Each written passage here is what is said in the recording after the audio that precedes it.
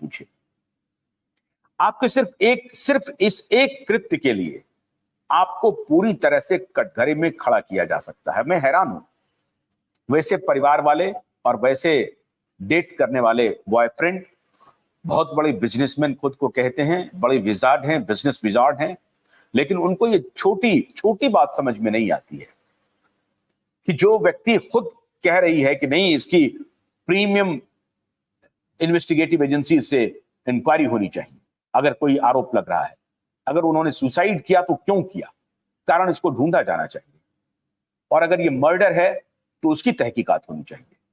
मैं उनकी गर्लफ्रेंड रही हूं और मेरे ऊपर ये ओनस आता है। मैं पिछले इतने वर्षों से उनके साथ में हूं, इतने महीनों से उनके साथ में हूं। ठीक है, हमारा झगड़ा हो गया, वो अलग विषय है, लेकिन उस मृत आत्मा को कावर्ड कहना, माफ कीजिएगा, कावर्ड कहना, उस मृत आत्मा को कायर कहना और पत्रकारों पर सवाल करना कितना सही है, ये आप जान रही हैं। और आज सुबह मुझे रैंडम मुंबई से एक 67 वर्षीय महिला का फोन आया और वो रिकॉर्डिंग मैंने आपको सुनाया है। देश का कोई ऐसा कोना नहीं, दुनिया का कोई ऐसा कोना नहीं जहां से मुझे फोन नहीं आते हैं। और फोन लगाने वालों में, फोन करने वालों में सबसे ज्यादा महिलाएं हैं, लड़कियां नहीं है, महिलाएं।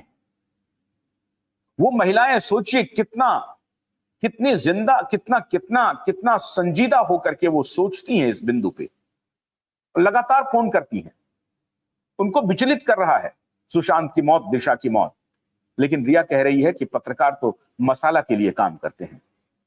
रिया चक्रवर्ती, मैं आपसे अनुरोध करता हूं, आपको कुछ भी कहना हो आप कहिए, लेकिन पत्रकारों को मसाला लगाने वाले के रूप में, मसाला बनाने वाले के रूप में प्रसारित मत कीजिए।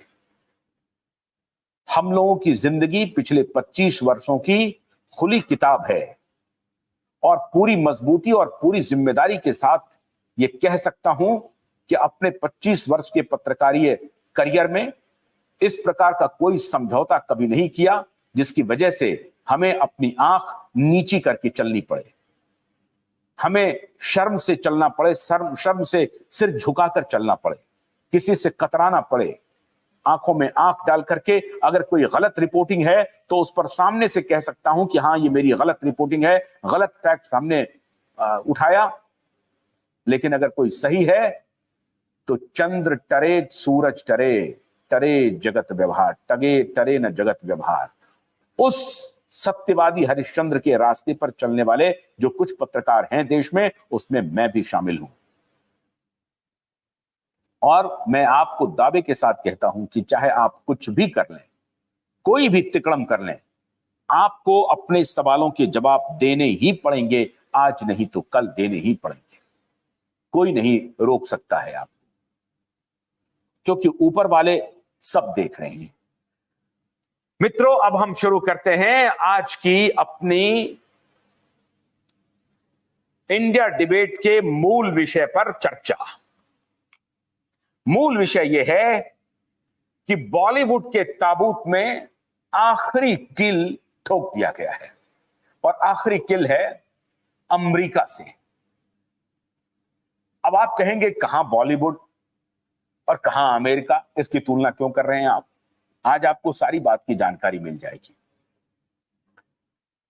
डोनाल्ड ट्रंप किस चीज को रिप्रेजेंट कर रहे हैं अभी आजकल, और जो बाइडेन और कमला हैरिस किस चीज को रिप्रेजेंट कर रही थी?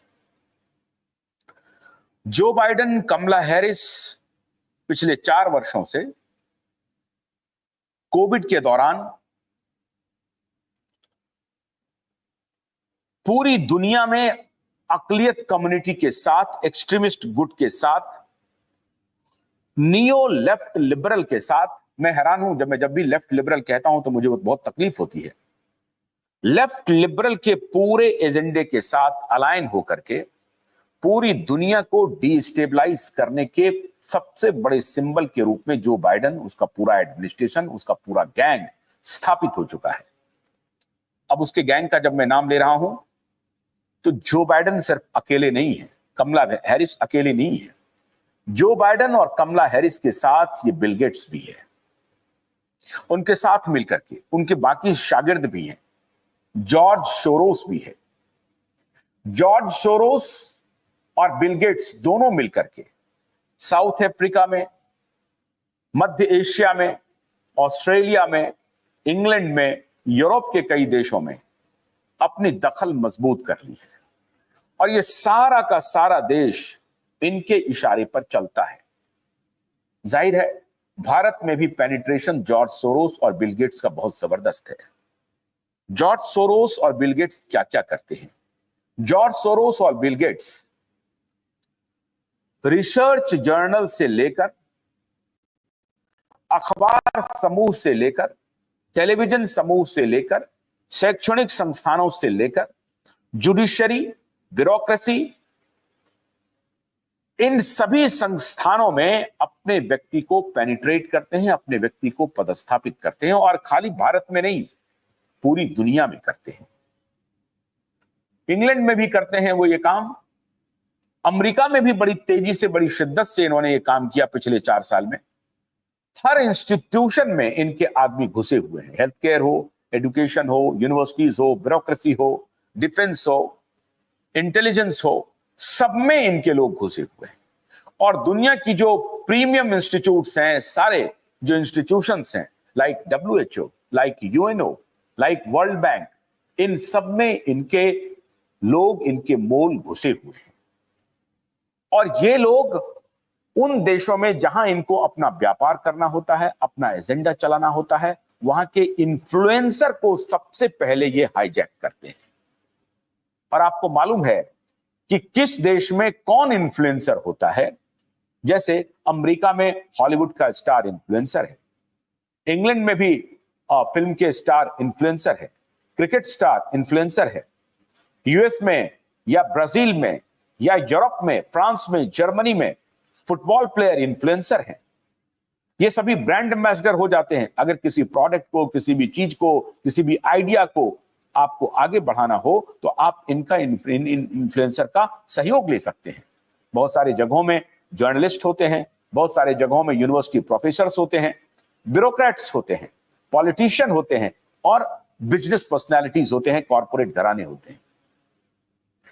इन सभी मुट्ठी भर लोगों के ऊपर अगर आपका कब्जा हो जाए, आपका नियंत्रण हो जाए, तो आप बड़ी आसानी से अपने गेम प्लान को आगे बढ़ा सकते हैं। जॉर्ज सोरोस और बिल गेट्स पिछले कई वर्षों से, खास तौर से जो थर्ड वर्ल्ड कंट्रीज के देश हैं, उसमें अपना एजेंडा आगे बढ़ाता रहा है और उसको पीछे से बैकअप करता है अमेरिका का इंटेलिजेंस एजेंसी और अमेरिकी डिफेंस। आगे से माउथपीस होते हैं ये लोग, जो so called intellectual, corporate, bureaucratic, judicial, media के शक्ल में सामने आता है, इन्फ्लुएंसर के शक्ल में आता है, लेकिन पीछे से वो अमेरिकी इंटेलिजेंस एजेंसी उनके डिफेंस के एजेंडे को आगे बढ़ा रहा होता है। यह इस बात पर निर्भर करता है कि वहां का पॉलिटिकल एस्टैब्लिशमेंट किस प्रकार का बिहेव कर रहा है। पॉलिटिकल एस्टैब्लिशमेंट का एजेंडा क्या है, उसका मैंडेट क्या है। जैसे फर्ज कीजिए अगर जो बाइडेन वहां पर जीते हैं, जो डेमोक्रेटिक पार्टी के राष्ट्रपति थे, तो उनका एजेंडा क्या था कि भारत कमजोर हो। भारत कमजोर कैसे हो सकता है? तो भारत में इश्यूज को आइडेंटिफाई किया जाए। कौन कौन इश्यूज हैं? अगर आप पिछले 4 साल में आप देखें तो कोविड एक इशू बना, दूसरा किसान मूवमेंट एक इशू बना और तीसरा रिलीजियस डिवीजन और कास्ट वॉर। इन चारों मुद्दों को कैलकुलेट करके वहां से जो बाइडेन एडमिनिस्ट्रेशन अपना सिग्नल देता है, पीछे से उनकी अमेरिकन इंटेलिजेंस एजेंसी उसको प्रमोट करती है और फिर उनके प्रमोशन में कौन कौन शामिल होते हैं? उसमें शामिल होते हैं यूनिवर्सिटी के प्रोफेसर, मीडिया संस्थानों के पत्रकार, पॉलिसी मेकर्स, ब्यूरोक्रेट्स, पॉलिटिशियन और कॉर्पोरेट घराना, बड़े बिजनेस हाउसेस। इन सबको वो पहले अपने निशाने पर लेते हैं। तरीका अलग अलग होता है, तरीका अलग अलग होता है। भारत में उनको मालूम है कि सबसे बड़ा इन्फ्लुएंसर कौन हो सकता है। भारत में इन्फ्लुएंसर के बारे में इन सारी एजेंसीज को, इंटरनेशनल इंटेलिजेंस एजेंसीज को मालूम है कि सबसे बड़ा इन्फ्लुएंसर कौन है जिसका प्रभाव है समाज पे, तो पता चलता है बॉलीवुड बहुत बड़ा इन्फ्लुएंसर है। बॉलीवुड के हीरो, बॉलीवुड की हीरोइनें, बॉलीवुड के एक्टर, डायरेक्टर, प्रोड्यूसर, ये लोग इन्फ्लुएंसर है। डायरेक्टर प्रोड्यूसर का तो नाम भी नहीं आता है, लेकिन एक्टर और एक्ट्रेस बहुत बड़े इन्फ्लुएंसर है, उनकी बड़ी फैन फॉलोइंग है। कैसे पता लगाया जाता है? अगर आप उसके सोशल मीडिया अकाउंट को देखें तो उनके फॉलोअर देख लें। आज अगर पता करें कि सलमान खान के एक्स हैंडल पे कितने फॉलोअर हैं, तो 47 मिलियन फॉलोअर हैं, 47 मिलियन। उसी प्रकार से दूसरे स्टार्स के हैं, उसी प्रकार से दूसरे एक्ट्रेस के हैं। तो सोशल मीडिया प्लेटफॉर्म पे इनकी पॉपुलैरिटी क्या है, ये एक बहुत बड़ा मेजरमेंट हो गया है इन सारी इंटेलिजेंस एजेंसीज को। और इसलिए सोशल मीडिया की भूमिका, डिस्ट्रक्टिव भूमिका हाल के दिनों में जो प्रकाश में आई है, वो बेहद गंभीर मामला है दुनिया भर के देशों के डिप्लोमेसी के लिए। उनको मालूम है कि सोशल मीडिया किस प्रकार से पेनिट्रेट किया है। चाइना में फेसबुक नहीं है, चाइना में व्हाट्सएप नहीं है, चाइना में गूगल भी नहीं है, चाइना में एक्स प्लेटफॉर्म भी नहीं है, रसिया में भी नहीं है। इन देशों ने अपने यहां इन सोशल मीडिया प्लेटफॉर्म की एंट्री नहीं होने दी।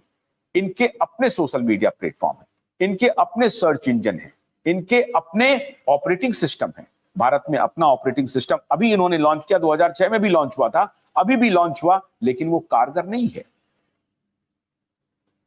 तो भारत एक हमेशा से इन्फ्लुएंसर का घर रहा है। कैसे? क्योंकि हम उनकी सर्विस को यूज कर रहे हैं, उनके फेसबुक को यूज कर रहे हैं, उनके गूगल को यूज कर रहे हैं, उनके यूट्यूब को यूज कर रहे हैं, उनके एक्स प्लेटफॉर्म को यूज कर रहे हैं। और इस पर जो सबसे ज्यादा एक्टिव होगा, जिसका प्रभाव होगा, जो पॉपुलर होगा, वो जाहिर है उनका हर स्टेटमेंट लोगों तक बड़ी आसानी से पहुंचता है। और इस काम को बड़ी तेजी से करने का धंधा चला रही थी डेमोक्रेटिक पार्टी की सरकार अमेरिका से। आज बांग्लादेश में अगर सत्ता परिवर्तन हो गया, श्रीलंका में अगर गृह युद्ध हो गया, तो ये सब अमेरिकी इंटेलिजेंस के इशारे पर हो रहा है। क्योंकि भारत के नेबरिंग स्टेट को डिस्टेबलाइज करो। आज की जो ताजा खबर मैं बता रहा हूं आपको, आज वीडियो सर्कुलेट हो रहे हैं कि किस प्रकार से बांग्लादेश में हिंदुओं पर वहां की पुलिस और वहां की सेना हमला कर रही है। ये कौन करवा रहा है? ये डिस्टेबलाइज करने का जो पूरा षड्यंत्र है कि भारत के नेबरिंग स्टेट को डिस्टेबलाइज करो, वहां से इन्फिल्ट्रेशन होगा और उस इन्फिल्ट्रेशन में हिंदू के साथ साथ मुसलमान भी आएंगे और फिर एक टग ऑफ वॉर चलेगा। तो पहले स्टेट के जो बॉर्डर्स हैं उसको डिस्टेबलाइज करो, या बॉर्डर के जो देश हैं उसको डिस्टेबलाइज करो। ये सारी